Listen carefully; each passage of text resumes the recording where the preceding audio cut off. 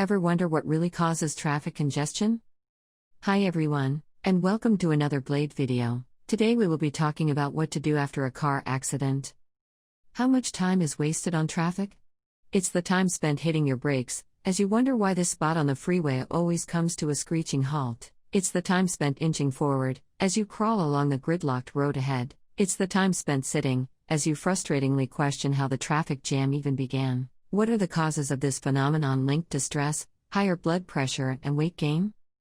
Uncontrollable environment. A study found that traffic collisions increase by around 50% during rain. From rainy or foggy weather, to the extreme storm that stops drivers in their tracks, weather has an uncontrollable effect on not just traffic but road conditions as well. Even a gentle rain can make an impact if all drivers slow down together. Something more serious, such as a sudden mudslide, could not only stop traffic but cause a collision if a driver happens to be in the wrong muddy place at the wrong muddy time. This is an example of how weather can have a compounding effect on traffic by creating bad situations, or by making already bad traffic situations even worse. 2.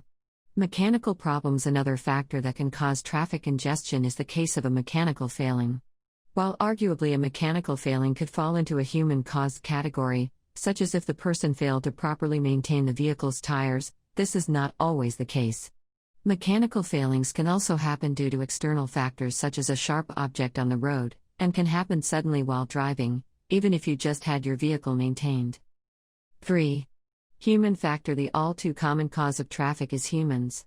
From distracted or drunk driving to drowsy driving or emotional driving, there are many dangerous scenarios, even with our opposable thumbs and large frontal lobes, that humans trigger on the road. But the truth is that much of the congestion caused by humans is due to a much simpler reason than any of those listed above: driver training. Many of our fleet readers who have gone through driver training programs likely agree. To get a license, a driver must show an understanding of the rules of the road, not necessarily how to best merge onto a freeway or use the accelerator instead of last-minute braking to deal with stop-and-go traffic. If all drivers went through the training and fleet safety coaching that many fleet drivers do, it's arguable that some traffic congestion could be prevented. 4. Infrastructure. Another category that could also arguably be human-caused is infrastructure. However, while humans created it, infrastructure is so vast and the world around it changing so rapidly, that it's not necessarily the fault of engineers who didn't foresee the demands which would be put on roads at exponential rates.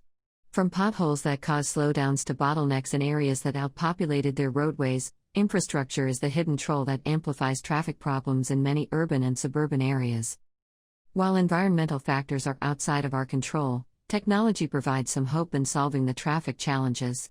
Autonomous vehicle technology has the potential to mitigate human error, smart traffic signals can intuitively keep roads moving, and smart traffic corridors could end that phantom traffic once and for all. Our blood pressure could certainly use the break. Do you agree with our list? Comment down below. We would love to hear from you. And if you like this video, and would like to help other drivers, please like and share this and our other videos. We have a whole library of explainer videos in this channel. And a new one is published every day. Hit subscribe and don't forget the notification bell so you will not miss out on any of our new releases. Only from Blade Auto Center. It's Blade. It's better.